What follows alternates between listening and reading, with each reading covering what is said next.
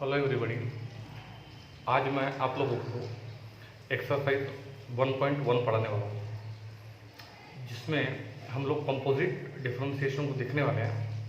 Composite differentiation में मैंने एक डायरेक्ट मेथड पढ़ाया था आपको, और उसी को सॉल्व करने के लिए जो सेकंड मेथड था वो था चेन रूल, वो भी मैं आप लोगों को पढ़ा चुका हूँ। अब क्वेश्चन नंबर 1 और क्वेश्चन नंबर 2, इन दोनों क्वेश्चन को आपको पूरी तरह से होमवर्क में सॉल्व करना है। डिफिकल्टी आने पर मुझसे पूछना। क्वेश्चन नंबर 3 में हम लोग अभी न्यूमेरिकल्स को सॉल्व करने वाले हैं। We have to start. यहाँ पर सबसे पहले क्वेश्चन नंबर 3 में हम लोग क्वेश्चन नंबर 8 देखने वाले हैं। 3 का क्वेश्चन नंबर 8, जिसमें कि हमको वैल्यू डिग्री में गिवन है। उसके लिए एक रिलेशनशिप बताया था मैंने आपको कि relationship between degree and radius. तो हमको मालूम है कि 180 degree equal to pi radius होता है। 180 डिग्री यानी 180 into 1 degree, 180 into 1 degree equal to pi radius. तो ये 180 प्रोडक्ट यहाँ पर आ जाएंगे तो डिवीजन में आ जाएंगे। यानी 1 डिग्री का वैल्यू क्या होता है? पाई अपॉन 180 रेडियस। यहाँ पर क्वेश्चन है कि if y equal to 1 plus sin of x degree upon 1 minus sin of x degree, then we have to differentiate with respect to x। हमने फटाफट जिसका डेरिवेटिव लेना था उसके बराबर y ले लिया, और x के रिस्पेक्ट में डेरिवेटिव ऑन बोथ साइड। हमने देखा कि यहाँ पर डिवीजन रूल लगाने के लिए हम लोग तैयार है। तो second into D D X of first minus first into D D X of second upon second, जिसमें हमने क्या देखा कि 1 का डायरेक्ट डेरिवेटिव 0 और साइन ऑफ x का डेरिवेटिव कॉस ऑफ x। लेकिन यहाँ पर x ना आते हुए x डिग्री है, कंपोजिट होने के कारण उसका डबल डेरिवेटिव।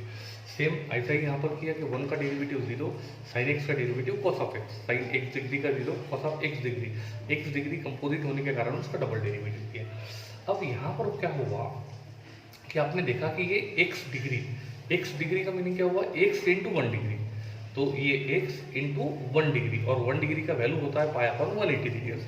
यही हमने यहाँ पर पुट किया, x इंटू 1 डिग्री, जिसका वैल्यू है पाई अपॉन 180 रेडियस। यहाँ पर x इंटू 1 डिग्री, ये x और 1 डिग्री का वैल्यू पाई अपॉन 180 रेडियस, जिसमें हमने क्या देखा कि pi upon 180 constant taking outside और D D X of x 1 होता है। यहाँ पर भी वही काम किया हमने। अब देखिए यहाँ पर डेरिवेटिव लेने के बाद में ये कितना आया था? माइनस कॉस एक्स, और माइनस माइनस होता है प्लस, तो ये plus cos of x degree होगा, और ये cos of x degree into 1 minus sine of x degree होगा। जिसमें हमने क्या किया कि ये प्लस की इधर एक और इधर एक, दो टर्म है, दोनों टर्म में ये पाई upon 180 into cos of x degree ये कॉमन है, तो ये कॉमन कर दिया हमने। तो यहाँ पर बचा 1 minus sine of x degree, और ये देखिए pi upon 180 into cos of x degree common हो गया, तो यहाँ पर बचा 1 plus sine of x degree. अब क्या किया हमने? ये दोनों कैंसिल कर दिए, तो 1 प्लस 1 कितना होता है? 2 into pi upon 180 into cos of x degree, जिसमें ये 2 से 180 कैंसिल हो गए 90, तो यहाँ पर आ गए पाई बाई 90, ये होगा pi by 90 into cos of x degree upon 1 minus sine of x degree whole square is the value of d y by d x, and the question is over.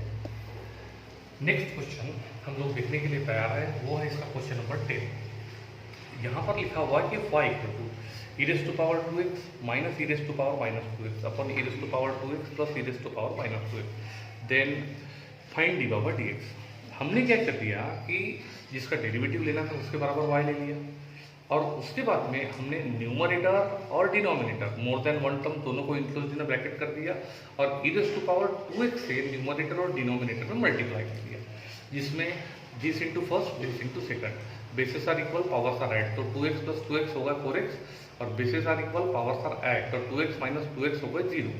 Same operating system denominator में भी किया हमने, जिसमें e raise to power 0 का value 1 होता है। अब यहाँ पर ये आ गया।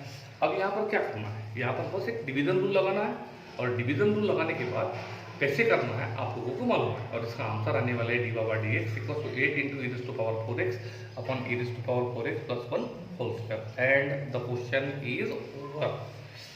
नेक्स्ट क्वेश्चन हम लोग क्वेश्चन नंबर 13 को देखने वाले हैं, जिसमें यहाँ पर लिखा हुआ है कि y equal to log of under root of 1 minus cos of 3x upon 1 plus cos of 3x। Okay, तो अब हमने क्या करते हैं यहाँ पर हाफ एंगल फार्मूला यूज किया।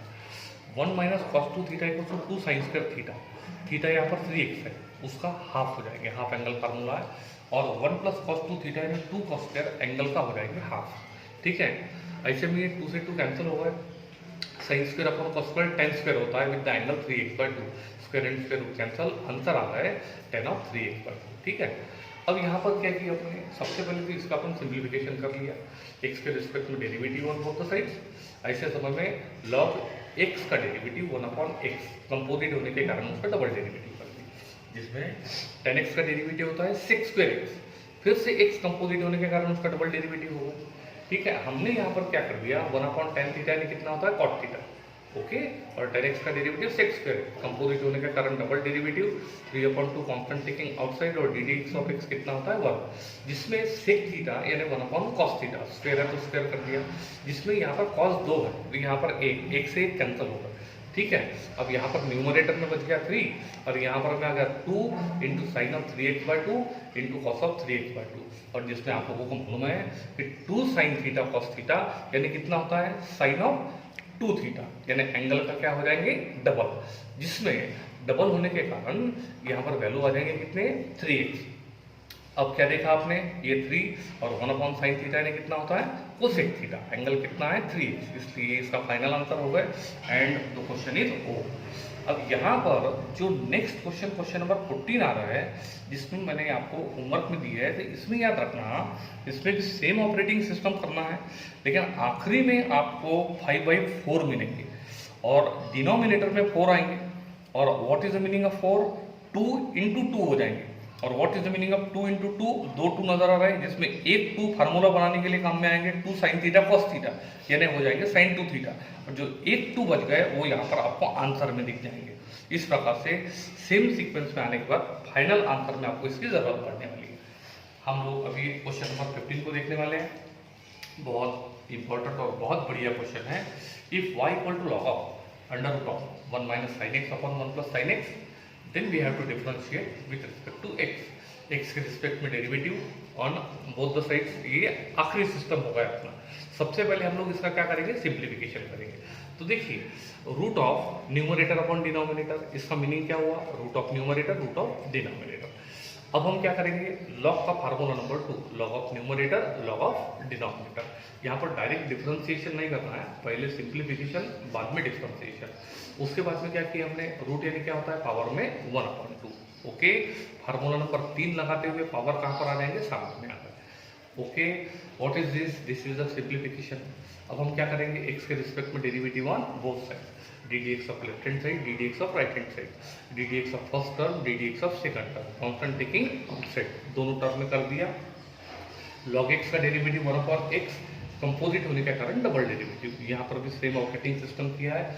1 का डेरिवेटिव होता है 0, sin x का डेरिवेटिव cos x, यहाँ पर भी वही चीज हुई, 1 का डेरिवेटिव 0, sin x का डेरिवेटिव cos x, जिसमें हमने क्या देखा कि दोनों टर्म में देखिए ये माइनस cos x अपॉन 2 और यहाँ पर देखिए माइनस cos x अपॉन 2, ये दोनों टर्म में कॉमन दिख रहा है, इसे कॉमन कर दिया। तो जब minus cos x upon 2 common होगा तो यहाँ पर बचे 1/1 माइनस sin x, और जब हमने माइनस कॉमन निकाले तो माइनस का प्लस होगा, ठीक है। तो यहाँ पर बच गया 1/1 प्लस sin x, ओके।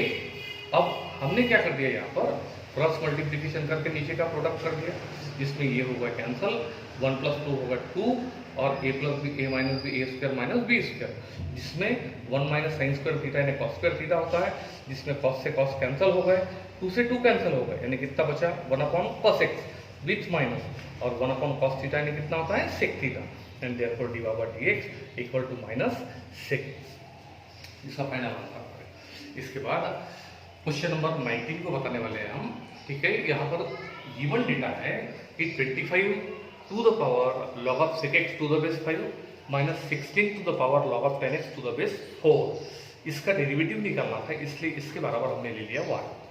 अब what is the meaning of 25, 5 square होता है, और what is the meaning of 16, 4 square होता है। अब हमको मालूम है सबसे नीचे में कौन है 5, यानी ये बेस हुआ, ये इसका पहला पावर, ये इसका दूसरा पावर, और पावर का पावर क्या होता है, पावर का प्रोडक्ट है, इसीलिए 2 into log of sec x to the base 5, और यहाँ पर पावर का product 2 into log of 10x to the base 4। अब यहाँ पर formula number 3 n log m, यानी ये कहाँ पर चले जाएंगे पावर में, दोनों तरफ यही काम होगा।